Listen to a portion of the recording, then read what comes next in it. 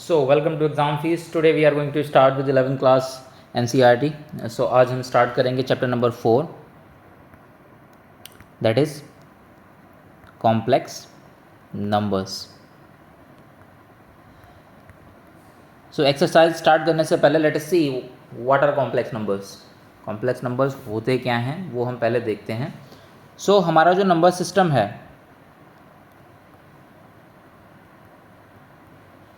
वो दो कैटेगरीज में डिवाइड है. फर्स्ट कैटेगरी रियल नंबर्स और दूसरी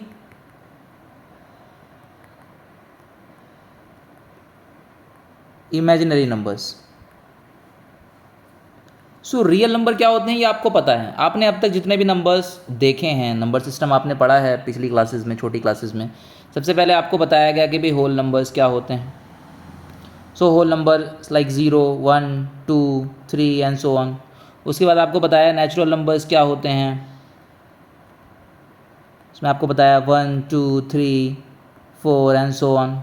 उसके बाद आपको बताया इंटीजर्स क्या होते हैं, नेगेटिव इंटीजर्स क्या होते हैं,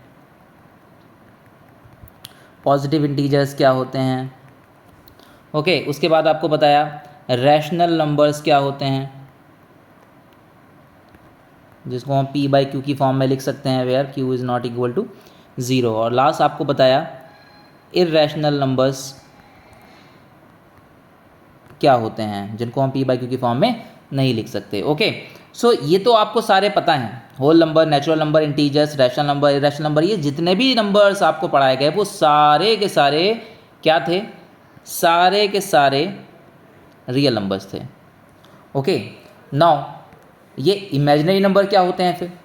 तो वो नंबर जो एग्जिस्ट ही नहीं करते, जो होते ही नहीं हैं, इनको हमने मान लिया है कि हाँ भाई ये नंबर हैं, ये हैं नहीं, हमने मान लिया है कि हाँ ये नंबर्स हैं, उनको हम बोलते हैं इमेजिनरी नंबर्स. क्या बोलते हैं? Imaginary numbers. जैसे एग्जाम्पल इमेजिनरी नंबर्स,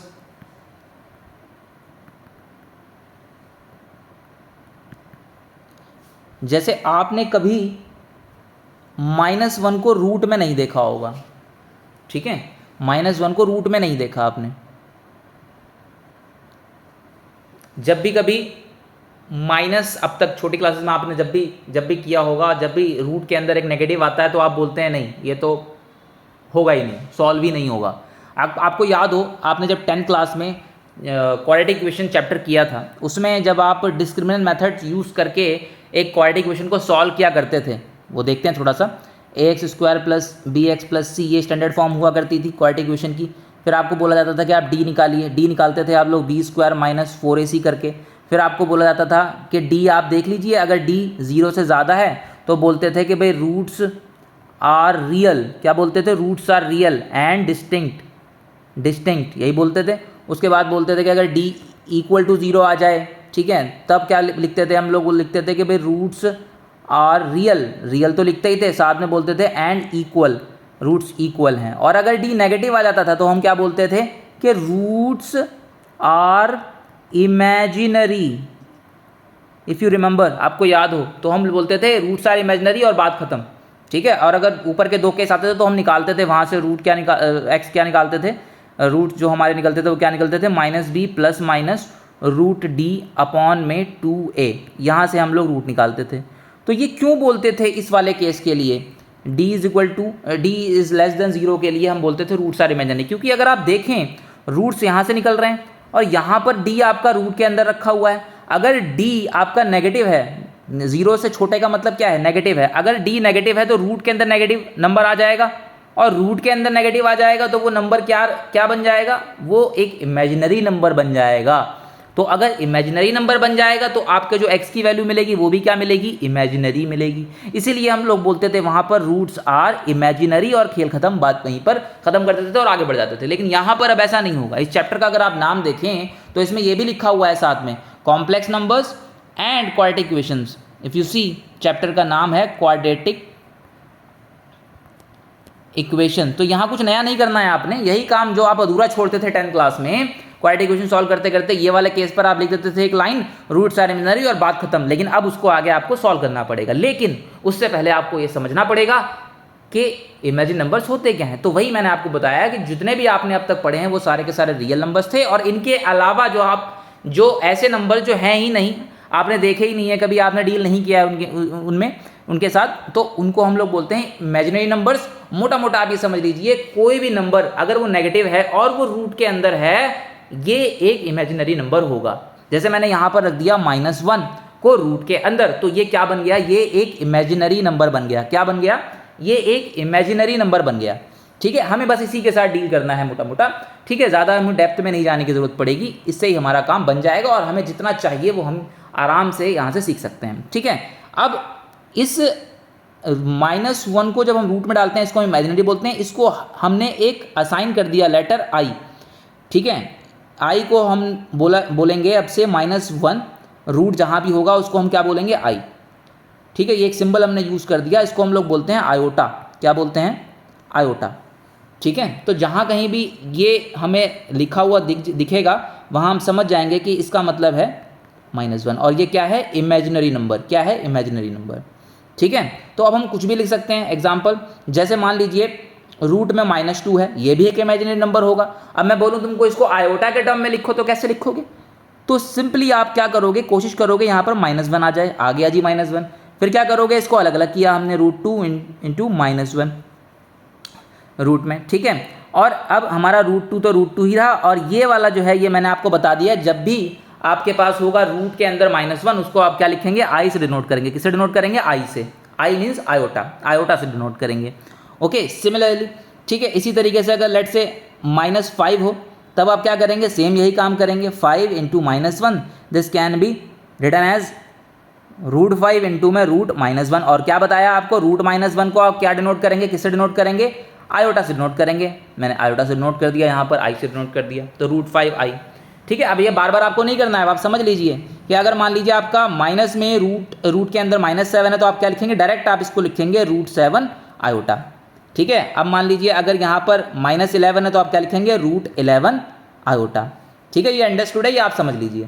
तो ये जो भी हमने यहाँ पर नंबर्स लिखे हैं, ये सारे क्या हैं, इमेजिनरी नंबर्स हैं। क्या हैं, इमेजिनरी नंबर्स हैं, जिसमें भी i मल्टीप्लाई में लगा हुआ है उस नंबर को हम लोग बोलेंगे इमेजिनरी। इफ़ यू सी कि यहाँ पर आपका √11 तो रियल है, यू कैन सी ये तो रियल नंबर है। ठीक है, और ये वाला जो i है ये हमें बता दिया गया कि भाई ये इमेजिनरी नंबर होता है, ये असल में होता नहीं है, और ये मल्टीप्लाई में है दोनों, तो हम कहेंगे ये पूरा का पूरा नंबर √11 आयोटा, ये क्या हो गया, ये हो गया इमेजिनरी नंबर।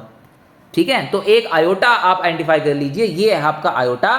ठीक है, ये आपका इमेजिनरी नंबर है, जिसके साथ ये लग जाएगा मल्टीप्लाई में। ओके, तो आप कहेंगे कि वो एक इमेजिनरी नंबर हो गया। ठीक है, एग्जाम्पल और एग्जाम्पल देखते हैं, जैसे 2 iota, this is imaginary number, 3 iota imaginary number, 1/2 iota imaginary number. ठीक है, -2 आयोटा इमेजिनरी नंबर। ठीक है, √7 आयोटा इमेजिनरी नंबर। क्लियर, तो जब भी आयोटा आप देखेंगे मल्टीप्लाई में लगा हुआ, तो आप कहेंगे कि ये एक इमेजिनरी नंबर है। और आयोटा क्या है, where iota is equal to √-1, ये आपको याद रखना है। ठीक है, ये पॉइंट आपको याद रखना है। क्लियर, यहाँ तक कोई डाउट? ठीक है भाई, अब आगे चलते हैं। तो यहाँ से आप कुछ चीज़ें समझ लीजिए, फिर ये एक तरीके से पूरा समराइज हो जाएगा आपका चैप्टर, फिर we will start the exercise. Okay, so iota अगर √-1 है, तो आयोटा स्क्वायर क्या होगा, मुझे बताइए। तो आयोटा स्क्वायर को मैं क्या लिखूंगा, iota into iota. So this can be written as, iota की वैल्यू डाल दी मैंने -1, और इधर भी मैंने आयोटा की वैल्यू डाल दी √-1। सो ये क्या हो गया मेरा, ये हो गया √-1 का स्क्वायर, स्क्वायर से रूट खत्म, सो दिस विल बी -1। तो ये आपको याद रखना है कि आयोटा स्क्वायर की वैल्यू -1 हो गई। सिंपल, ठीक है, सिंपल बता रहा हूँ, बिल्कुल बेसिक से बता रहा हूँ, कोई कंफ्यूजन नहीं रहनी चाहिए। ठीक है, आई क्यूब को हम क्या लिखेंगे, आई क्यूब को हम लिखेंगे i² इंटू में आयोटा। अब i² की वैल्यू आपको पता लग गई है -1 है, तो इंटू में आयोटा। सो i³ जहाँ भी होगा तो -i³, बहुत छोटी चीज़ है, आराम से ऑन द स्पॉट भी कर सकते हैं आप। ठीक है भाई, क्लियर? ठीक है, आयोटा² इज इक्वल टू -1। ठीक, अब इसी तरीके से मुझे बताइए आयोटा4 अगर होगा तो आप क्या लिखेंगे, आप लिखेंगे आयोटा² का स्क्वायर, सो दिस विल -1 का square, so this is 1। Okay, -1 का स्क्वायर क्या होगा, 1 होगा। ठीक है, 1 का स्क्वायर 1, माइनस का स्क्वायर किएंगे तो माइनस माइनस बिकम प्लस। ठीक है, क्लियर। तो आयोटा की वैल्यू आपको पता है कितनी है, √-1। आयोटा स्क्वायर की वैल्यू आपको पता है -1। बस ये पता है, आप अब किसी की वैल्यू भी निकाल सकते हैं। ठीक है, क्लियर। क्लियर, जैसे निकालते हैं हम आयोटा, लेट्स से 9 की वैल्यू निकालते हैं। क्या हो जाएगी आयोटा 9 की वैल्यू, लेट्स देखिए यहाँ पर 2 आयोटा स्क्वायर की वैल्यू मुझे पता है, इसके टर्म में मैं लिखता हूँ, यहाँ पर मैं डाल देता हूँ लेट्स से पावर 4। ठीक है, और इनटू में आयोटा, मैं इसको ऐसे ब्रेक करके लिख सकता हूँ। ठीक है, 2 4 = 8, क्लियर, और आयोटा इज़ 1। मल्टीप्लाई करेंगे तो ऐड हो जाएगी पावर, तो 9 आ जाएगा टोटल। अब आयोटा स्क्वायर की वैल्यू मुझे पता है कितनी होती है, -1। -1 की पावर 4 इंटू में आयोटा। सो -1 की पावर 4 का मतलब क्या हुआ, -1 into -1 into -1 into -1। So this will become 1, minus minus plus, minus minus plus, so this is 1। So this is 1 into iota, so this will be iota. Clear. तो अब इसमें आगे आप कोई भी पावर आपको दी हुई है, इस पर क्वेश्चन मिलेंगे आपको एक्सरसाइज में, इसलिए अभी आपको ये बता दिया है, आपको इस तरह से सॉल्व करना है। क्लियर। जो भी बड़ी पावर्स होंगी उनको छोटी पावर में ब्रेक करते हुए आई स्क्वायर में लिख देना है, आई स्क्वायर के टर्म में लिख देना है, और आप आराम से आई स्क्वायर की वैल्यू -1 डाल दीजिए और आपको आंसर वहाँ से मिल जाएगा, इन टर्म्स ऑफ आई मिलेगा या आपको वैल्यू मिलेगी। ठीक है, +1 और -1 जो भी है। ठीक है, we will see the questions. Clear, यहाँ तक हो गई बात, समझ में आ गई। तो ये तो बात समझ में आ गई इमेजिन नंबर्स की। Now point is what are complex numbers. अभी जवाब हमें वो नहीं मिला है कि कॉम्प्लेक्स नंबर्स क्या होते हैं, कॉम्प्लेक्स नंबर क्या चीज़ हैं। सो कॉम्प्लेक्स नंबर, देखिए, जब रियल नंबर्स, एक तरफ है रियल नंबर, ठीक है, और हमने उसको ऐड करके लिखा है एक इमेजिनरी नंबर, मतलब एक ऐसा नंबर जिसमें रियल पार्ट भी है और इमेजिनरी पार्ट भी है, तो उसको हम लोग बोलेंगे कॉम्प्लेक्स नंबर। एक ऐसा नंबर जिसमें रियल पार्ट भी है और इमेजिनरी पार्ट भी है। एग्जाम्पल बहुत आसान है, जैसे रियल नंबर, कोई भी रियल नंबर ले लो 2, ठीक है, और साथ में हमने ले लिया 3 आयोटा, तो ये एक इमेजिनरी नंबर